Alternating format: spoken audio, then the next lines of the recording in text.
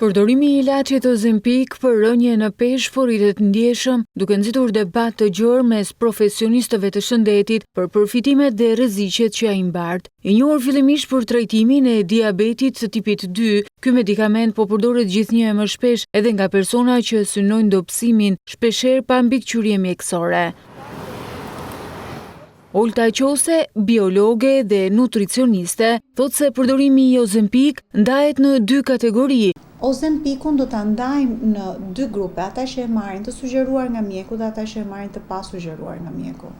Në momentin që sugjerohet nga mjeku, sugjerohet për sëmundje të cilat po rrezikojnë pra për obezitetin apo për pjesën e diabetit, por që rrezikojnë shëndetin. Edhe pse po e sugjeron mjeku, megjithatë duhet një regjim ushqimor dhe aktivitet fizik. Megjithatë, Qose thotë se të dhënat tregojnë se pas ndërprerjes së trajtimit, rreth 50% e pacientëve rikthejnë peshën e humbur, ndërsa një tjetër shqetësim lidhet me studime të ndryshme që tregojnë se 25 deri në 45% e dobësimit është masë muskulore.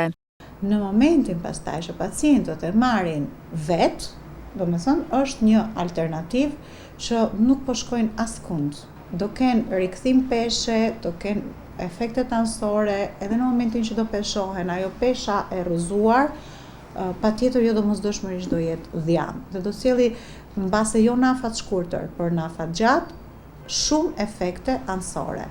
Teksa përdorimi i Ozempik është rritur ndjeshëm në nivel global, Qose thotë se e konsideron përdorimin e tij një pandemi të re në fushën e dobësimit.